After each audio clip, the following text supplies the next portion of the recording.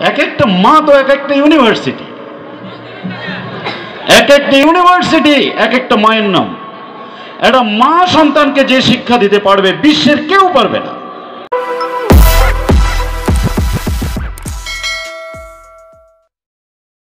বিসমিল্লাহির রহমানির রহিম।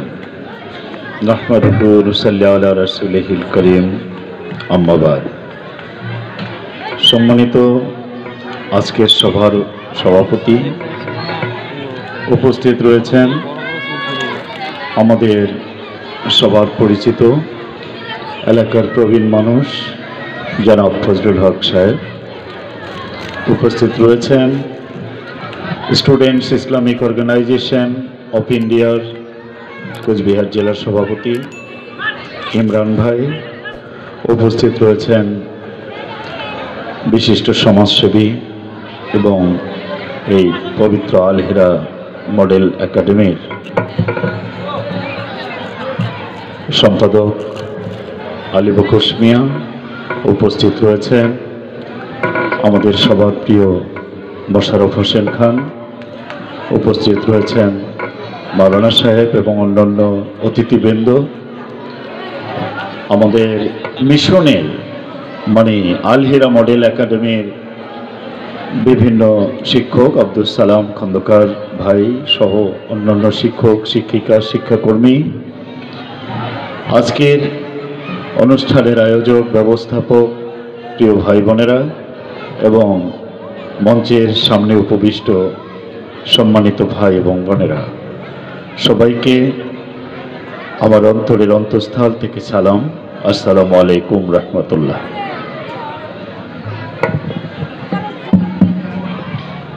সাউন্ড ঠিক করে দেবো। তো চৌধুরীহাটে আজকে ওয়েলফেয়ার পার্টি অফ ইন্ডিয়ার একটা পথসভা ছিল।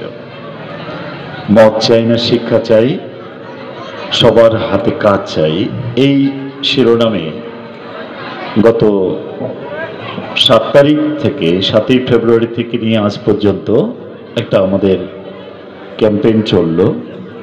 সেইটা সেরে এখানে ঢোকার সুযোগ হলো। সালাম ভাই অনেক আগে দাওয়াত করেছে, এরপরে একটা জায়গায় সালাম ভাই বললেন যেতে হবে। তো অনেকদিন পর এই নাগরের বাড়িতে এরকম একটা সমাবেশ হলো। এর আগে একবার একটা বড় জলসা হয়েছে, বিশ্বনাথ দাও সেখানে এসেছিলেন, আমি এসেছিলাম, বছর 4-5 হবে। তো এসে দীর্ঘদিন তো লকডাউন, 2 বছরের মতো লকডাউন গেল। লকডাউনের পরে একটা নতুন একাডেমি হয়েছে আল হিরা মডেল একাডেমি। সেটার উদ্যোগে এত সুন্দর অনুষ্ঠান, আর একটা প্রত্যন্ত গ্রামে তার এত সুন্দর উপস্থিতি, মা বোনদের, কচিকাচাদের, আমার প্রিয় ভাই বন্ধুরা এসছে, সেটা দেখে বেশ ভালো লাগছে। তো আমি তার জন্য যারা এসছেন সবাইকে অত্যন্ত মোবারকবাদ জ্ঞাপন করছি, ধন্যবাদ জ্ঞাপন করছি। আসলে আমার পূর্ববর্তী বক্তা শুরুতে বলেছেন যে সংস্কৃতি তো দিনে দিনে কারাপ্টেড হয়ে গেছে। কালচার বলতে এখন আমরা যেটা বুঝি সেটা হলো ধিমধারাক্কা। সেখানে গিয়ে না সুস্থ মানুষ ওগুলো প্রোগ্রাম করে, না সুস্থ থাকা যায়। কি সব অশ্লীল নাচ, অশ্লীল গান, সিনেমা বা নাটক যদি হয় সেটার মধ্যে অশ্লীলতা, সব অশ্লীলতায় ভরে গেছে। তাহলে এর উত্তরণের উপায়টা কোথায়? যাদের কাছে এটা ভালো আছে তারা যদি সেটা উপস্থাপন না করে তাহলে মানুষ আবার ভালোটা পাবে কি করে? আমাদের মা বোনেরা ঘরে বসে কি দেখবে? সিনেমা দেখে, বিভিন্ন টিভি চ্যানেলে বাংলা সিরিয়ালগুলো হয়। বাংলা সিরিয়ালে শুধু ঝগড়া। আমাদের মা বোনেরা যারা দেখেন, পুরুষের থেকে মা বোনেরা বেশি দেখে, শুধু ঝগড়া ঝগড়া। একটা লোকের 3-4টা সম্পর্ক, ও সিরিয়ালে থাকবেই। আবার কার বউয়ের সঙ্গে কার কি অবৈধ সম্পর্ক, ধুলোমাটি অন্ধকার। আর শাশুড়ির সঙ্গে বৌমার ঝগড়া, যায় যায় ঝগড়া, ননদ আর ভাবির মধ্যে ঝগড়া, আর বেচারা বাড়ির ছেলেরা ওই ঝগড়া সামাল দিতে ওর লাইফ শেষ। এই হলো একটা সংস্কৃতি। আর সিনেমাগুলোতে যদি যাই, আমরা এখন যে সিনেমাগুলো দেখি, যে সিনেমাগুলো আমাদের ছেলেরা খুব ফলো করে। আমার স্কুলে একটা ঢোকার পর থেকে নিয়ম হয়েছে, আমার বাচ্চারা সপ্তাহে একদিন আমার ওই সাবজেক্টটা পড়ে না, ইংলিশ পড়ে। তো 9, 10, 11, 12 এই 4টে ক্লাস সেরই বেশিরভাগ সাবজেক্ট থাকে। তো ওরা বলছে স্যার মানে একটা দিন বৃহস্পতিবার করে ওরা বই পড়ে না। বলে স্যার ওই দিনটা আমরা বই পড়বো না, আমরা এক্সট্রা কারিকুলার অ্যাক্টিভিটিস দিয়ে পড়ব। তো ওই ক্লাসটাতে করে বেশি করি বলে আমি ছাত্রদেরকে জিজ্ঞাসা করি যে বাবা একটা সত্যি কথা বলতো, এই চুলগুলো যে চারদিকে ঠক ঠক করে কাটছিস, কি জন্য কাটছিস?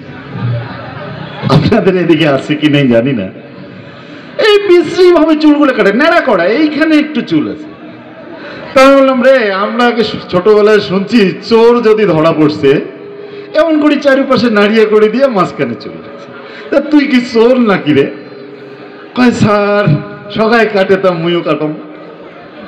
আচ্ছা কাটে তা কাটে, এই 4টে তো থাকে, তার সামনের যেগুলো থাকে এই লম্বা লম্বা, সেই 4টের আবার 3-4 রকমের কালার।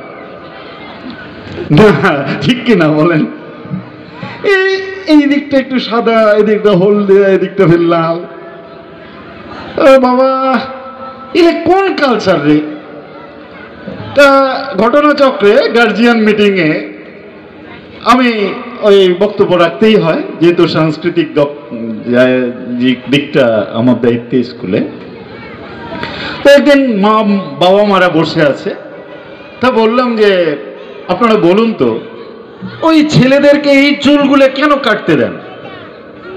বলে স্যার বলে আমরাই কাটতে দেই, ওই কাটা নিয়ে আমার বাড়িতে অশান্তি। কে অমন করে চুল কাটবেন না দিলে ভাত না খায়, জ্বালার কথা। যদিও বা কাটে, আমি বললাম যে আপনারা পয়সা না দিলে রং করলো কোত্থেকে? ওটা তো এক পালার গান, রং করে না দিলে পড়া না পড়ে, রং করা পয়সা না দেবো, ফেল করিম ফেল, দেখিস পড়ো পড়ং নাকি অমুক যে রং করছে। বলে স্যার কি করি, আমরা তো 4 ভাই 4 বোন, আমার তো ফির 2টা ছাওয়া, বেটি কোনা তো বিয়ে দিছি, বেটা কোনা খালি তবিল, ইমা যদি ফির পড়া না পড়ে তা আমরা কি জ্বালাত পড়বো? তা যেটা কয় সেটাই শুনি। বাবার ব্যাখ্যা। মা বলে স্যার খালি চুল 4টে দেখলেন, মোবাইল কিনে না দিলে স্যার পড়া না পড়ে, বাড়িতে অশান্তি, ঘরের দুয়ার খুলি না দেয়, সতী থাকে, কান্দাকাটি অবস্থা, ওর বাপ নাটি দড়ি ডাঙায়, কয় ডাঙাইতে ডাঙাইতে মুখ মারি ফেলো, মারি মুই মরবে সাং, মুই বাঁচিয়ে থাকলে মুখ মোবাইল দেওয়া খাবে। তোমার তো এমন নাই বোধ হয়। বাবারে ঘরে ঘরে অশান্তি, কোন মোবাইল আসিল এই এতক্ষণ করে সব ফ্রি ফায়ার খেলে, পাবজি খেলে, খেলা পয়সা দিয়ে ফের খেলা। একটু যাদের বয়স বেশি বাপ মা বুঝায়, কয় পড়া এলা আমার মোবাইলত, আমার মোবাইল কিনে না দেবেন। এগুলো তো কয় হয় বোধ হয়, কিনে দেয় কিসের পড়া? যখন আমার একলাই থাকে কিভাবে কিভাবে দেখে, যেই ওটে বাপ মাও যায়, এটা এটা সেটা সেটা সেটা সেটা পড়িয়া কয় হ্যাঁ এবার যা রেজাল্ট হবে দেখিনিস। এটা অপসংস্কৃতি। এই যে চুল, বাড়ির জ্বলন পোড়ন, সেটা না হয় হল মাথার চুল। আচ্ছা কোন তো নয়া প্যান্ট কিনবে যায়া পয়সা দিয়া ছেঁড়া প্যান্টগুলো কিনে ধরিয়েছে, কোন জ্বালা পড়লাম কোন তো ছেঁড়া ছেঁড়া প্যান্ট, একটু ঝুলঝুলে ছিড়িয়া বলে ড্যামেজ প্যান্ট, মানে ঘষা লাগতে লাগতে ক্ষয় গেছে। সেই ক্ষয় যাওয়ার উপরে ফির অন্য কাপড় দিয়ে তালি দিছে, ওই তালি দেওয়া প্যান্টটা আমি কিনবে। হায় রে আল্লাহ, কোন রুচি! তোমরা একবার চিন্তা করো তো, আগেরকার দিনে ফকির তালি দেওয়া জিনিস কিনছে, ফকির। এলা তো ফকির তালি দেওয়া জিনিস পেনে না, ওমারও মোবাইল আছে। ওমার সাথে কোনো দাওয়াত দেওয়ার যদি কারো অভিজ্ঞতা থাকে, তাহলে মোর সাথে কথা বলে হবে না, সেক্রেটারির সাথে কথা বল। সেক্রেটারি কয় ডেট কন, যাওয়া হিসাবে ভাড়া এত লাগবে। ফকির উন্নত অনেক, ওনা তো সেরা জামা সেরা প্যান্ট তালি দেওয়া জিনিস পেনা বাদ দিছে। আচ্ছা ইল্লে কোন ফকির হল না, ছিঁড়া প্যান্ট পেঁধে? এইটা হল আমাদের মানে বাস্তব পরিস্থিতি। আগে দেখতেন ইসলামী সংস্কৃতি তো একটা ফ্যাক্ট, সেদিকে আমি যাচ্ছি পরে। বাস্তবের বাইরে তো কি ইসলাম কিছু নেই? যেটা মানবিক, যেটা স্বাভাবিক, যেটা সৃজনশীল, যেটা সুন্দর, যেটা সত্য, সেটা ইসলাম। বাবা বলছে কোথায় যাস? আইসং। আইসং বলতে কোটে থেকে আসিস? জাইমার আসিনি। যাস না, দিনকাল ভালো না। কি হয়, চলে গেল। এই যে গেল, বাবা মা, এখন তো আমারও ছেলে মেয়ে বড় হয়ে গেছে, মানে মেয়ে 9-এ পড়ছে, ছেলেটা 4-এ। আমার উপলব্ধি হয় এদের মধ্যে যে ট্রেন্ড চলছে, কালচার, সেই কালচারটা হলো মানছি না, মানব না। বাবা ব্যর্থ বাচ্চাদেরকে বোঝাতে, মা ব্যর্থ, কেসেতে শেষ। ওর মা ঘুমায় কয় তুই কি বুঝিস? বাচ্চারা অবাধ্য, স্কুলে টিচাররা নাকাল হয়ে যাচ্ছে বাচ্চা কন্ট্রোল করতে। কেন মানছে না? এইটা কোন কালচার বলুন? এটা কোন সংস্কৃতি? কিন্তু ইসলাম কি বলছে? আজকে এটা বাচ্চাদের একাডেমি, এই বিষয়ে আমি প্রবেশ করছি। এখানে আমাদের প্রচুর বাচ্চা আছে, তাদের মা, এক একটা মা তো এক একটা ইউনিভার্সিটি, এক একটা ইউনিভার্সিটি, এক একটা মায়ের নাম। একটা মা সন্তানকে যে শিক্ষা দিতে পারবে, বিশ্বের কেউ পারবে না। এত দক্ষতা, আর আল্লাহ তাআলা মায়েদের উপর এত রহমত। একটা বড় আর্টিস্ট, বড় শিল্পী, মা পারে অসাধ্য সাধন করতে। দেখুন, শিশুরা আছে আজকে, মায়েরা আছেন, বলছি যে শিশুগুলো চ্যারিটি বিগিনস এট হোম, বাড়ির থেকে কালচারটা শুরু হয়, কন্ট্রোলটা শুরুতে নেবেন। আমি এখানে নাটক হবে, আমার সুযোগ হবে না দেখার। স্কুলে আমার লেখা পরিবর্তন একটা নাটক মঞ্চস্থ হয়েছে। স্কুলে টিচাররা ব্যাট মারতে পারবে না, বাচ্চাদেরকে শাসন করতে পারবে না, আইনত নিষেধ। বাচ্চার প্রত্যেকটা মা বাবা, এক সময় তো ছিল হাম দো হামারা দো, আমরা দুজন, আমাদের সন্তান হবে দুজন, একের বেশি দুই নয়, দুই হলে কিছুতেই নয়। এখন তো গিয়ে একটাতে থেকেছে, একটা সন্তান জন্য। আর আল্লাহর রহমতে এখন আর অভাব নেই মানুষের, বা দুটো সন্তান জন্য যা চাচ্ছে সব দিচ্ছেন, ওকে অভাব বলতে কিছু বুঝতে দিচ্ছেন না।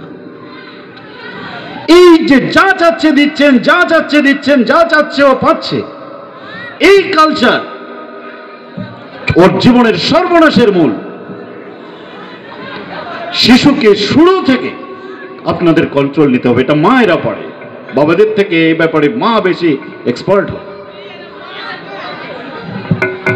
শিশুদেরকে শুধু একটা কথা বলবো এ ব্যাপারে, আল্লাহ তাআলা আমাদের স্রষ্টা, তিনি জানেন মানুষের কামিয়াবি কোন পথে। মানুষ কামিয়াব হতে চাইলে হতে পারবে এমনটা নয়। মানুষের কামিয়াবি হলো সেই কামিয়াব মানুষটা যেন তার মা বাবার অনুগত হয়। যে সন্তান মা বাবার অনুগত, যে সন্তান তার মা বাবা যা বলে তার মধ্যে দাঁড়িয়ে থাকে, কথার বাইরে যায় না, সেই সন্তানকে আল্লাহ কামিয়াবি করবেন। মানুষের কি আজকে এখানে আমাদের যে শিশুটা সামনে আছো, আমি একটা কথা বলে যাই, তোমার মা অল্প শিক্ষিত না বেশি শিক্ষিত, কম বোঝে কি বেশি বোঝে, তোমার বাবা কম শিক্ষিত কি বেশি শিক্ষিত, এটা বড় কথা নয়। তাদেরকে কোনোদিনও অসম্মান করবে না, তাদের অবাধ্য কোনোদিন হবে না। শুধু এই জায়গাটা দাঁড়িয়ে থাকো। কোন সন্তান যদি মা বাবার বাধ্য থাকে, শ্রদ্ধাশীল থাকে, ও কামিয়াব হবেই। আপনারা জানেন, আমি জীবনে বড় কিছুই করতে পারিনি, কিন্তু আমার একটা কথা মনে আছে। আমার তো বাড়ি গ্রামে, ওকরা বাড়ির থেকে আরো 3 কিলোমিটার মতো যেতে হয়, 2.5-3 কিলোমিটার। তা সেই সময় প্রাইমারি স্কুল যেতে ওরকম 3 কিলোমিটার যেতে হতো। লেখাপড়ার কালচার নেই, আর আমি মা বাবার একটা ছেলে, আমার আবার ভাই বোন নেই। তো ওই সময় ছেলে ধরা বেরোতো, ছেলে ধরার মানে ছাওয়া ধরা, তা মার বেশি ভয় ছিল। কিন্তু একটা জিনিস আমি বুঝছিলাম, যখন পড়ার সময় তখন মা খেলতে যাইতে দিত না। গ্রামের বাচ্চারা কিন্তু সারাদিন খেলে, খেয়াল রাখবেন, ও খেলার শেষ নেই।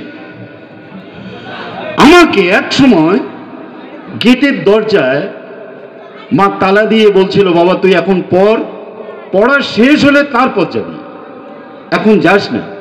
আমি ডুকরে কাঁদছিলাম। আমার একটা দিন মনে আছে, সবাই খেলতেছে আর এই সময় আমাকে পড়তে বলছে। বলে না, এটা সকাল, এটা সকাল বাবা, সকালটা পড়াশোনা করার টাইম। ওই আমার কান্না দেখে আমার মা আমার স্কুল দেখে নেই, 1 ক্লাস পড়াশোনা নেই। মা বলছে, বাবা তুই কাঁদবার লাগছিস তো, তুই একদিন হাসবি। আজকে যারা উল্লাস করে খেলতেছে হাসতেছে, তারা একদিন কাঁদবে। আমার মার কথাটা আমার খুব মনে পড়ে। বলছে, এটা সকাল, এটা পড়ার টাইম, এটা সন্ধ্যা, এটা পড়ার টাইম, এইটা গল্পের টাইম নয়, যাবি না। বাবা আমাকে বলতো, বাবা আমি তখন ক্লাস 3 ছাত্র, 4 ছাত্র, 3 নয়। বলছে, শেষ ক্লাসটার নাম কি রে? আমি বললাম, বাবা এমএ। না, দেখো নিপিন মাস্টারের ছাওয়াগুলা রেলগাড়িত করে পড়বে যায়, কি পড়বে যায় রে? যে এমএ পড়তে যায়। আমার বাড়ির পাশে একটা ভাইজান বিএ পাস করছে, কয় বাবা এমএ পড়তে কত টাকা লাগে? তো ওই সময় আমার ওই ভাইজানটা বলতো, চাজি তুই কি পাগলা হচ্ছিস? তোর শোক চেটে জমি বেচালে এমএ পড়া টাকা না হবে। তো বাবা ওই সময় আমি 4-5 ছাত্র, বলছে আমার ছেলে শেষ ক্লাসটা পাস করবে, ওইটা আমার স্বপ্ন। আমার বাবা অত শিক্ষিত লোক নয়, আমাকে জিজ্ঞেস করতো শেষ ক্লাসটার নাম কি। আমি যখন ইউনিভার্সিটি পড়তে যাই, যেদিন ওই ভারী ব্যাগটা আমি তো উঠাতেই পারি না, আমার বাবা নিউ কুচবিহার স্টেশনে গিয়ে মাথায় করে ওই ব্যাগটা যখন নর্থ ইস্ট এক্সপ্রেসে তুলে দেয়, আমি চলে যাই। বাবা হাত ধরে বলেছিল, আজকে আমার সার্থক হলো, আমার স্বপ্ন সত্য হলো, আমার ছেলে সত্যি সত্যি এমএ পড়তে গেল। এই দিনটার অপেক্ষায় আমি ছিলাম। দেখুন, স্বপ্ন দেখলে আপনারা জানেন, আমার বিএসএফ এ চাকরি হয়েছিল, মানে হওয়ার দিকে। তো একটা ছেলে, মা বলছে, আমি বলছি, আমার মন বলছে, বাবা তুই যাস না। আমি বলছি, তুই তোর শিক্ষকতার চাকরি হবে। তখন উচ্চ মাধ্যমিক পাস করলাম মাত্র। বলে, তোর শিক্ষকতার চাকরি হবে, বাড়ির থেকে তুই যাবি স্কুলে, আবার বাড়ির থেকে আসবি, ওই দিন তোর আসবে, তুই মাথা খারাপ করিস না। সত্যি আজকে তাই হলো। শুধু বাবা মাকে, কোন সন্তান, আমি আজকে অনুরোধ করছি, তোমরা ওই জায়গাটা দাঁড়িয়ে থাকবে, ওদের অবাধ্য হবে না। আর একটা সত্তা হলো শিক্ষক শিক্ষিকা। যদি কোনো ছেলে মেয়ে তার মা বাবার বাধ্য থাকে, শিক্ষক শিক্ষিকার বাধ্য থাকে, ওকে আল্লাহ তাআলা সফল করবেন। আর মায়েরা, বাবারা আজকে যারা রয়েছেন এই আল হেরা মিশন একাডেমি, এর গণ্ডি পার হয়ে আপনাদের বাচ্চারা অনেক দূর যাবে। শুধু আপনারা আপনাদের বাচ্চাটাকে নিয়ে স্বপ্ন দেখবেন, কখনো ছোট স্বপ্ন দেখবেন না। কিসের পড়ে না? যেখানে মা বাবার সব দোয়া কবুল হয়, এই গ্যারান্টি যেখানে আছে, আপনারা আপনাদের সন্তানদের জন্য যা দোয়া করবেন সব দোয়া কবুল হবে। কখনো ছোট স্বপ্ন দেখবেন না। আল হেরা নামটা তারা নিয়েছে স্কুল কর্তৃপক্ষ। এই হেরার আলো, এই হেরা গুহা আল্লাহ তাআলা তার শেষ কিতাব আল কুরআন নাজিল করেছিল হীরা গুহায়, পবিত্র মহামানব শেষ নবী হযরত মুহাম্মদ সাল্লাল্লাহু আলাইহি সাল্লামের উপর। সেই হীরার আলো সারা পৃথিবীতে পৌঁছে গেছে সে নবীর মাধ্যমে। আজকের দিনে দোয়া করছি আল্লাহ তাআলা এই হেরা আল হেরা মডেল একাডেমিকে যেন সেইভাবে পবিত্র আলো বিকশিত করে, বিকশিতর মধ্য দিয়ে কিয়ামত পর্যন্ত যেন এখানকার ছেলেমেয়েদেরকে আমাদের সমাজে, আমাদের দেশে, সারা পৃথিবীতে উজ্জ্বল নক্ষত্রের মতো করে তোলে, এই আশা রেখে সবাইকে আমার সালাম, শুভেচ্ছা, অভিনন্দন, মোবারকবাদ জানিয়ে আমার সংক্ষিপ্ত বক্তব্য শেষ করছি। আসসালামু আলাইকুম রহমতুল্লাহ।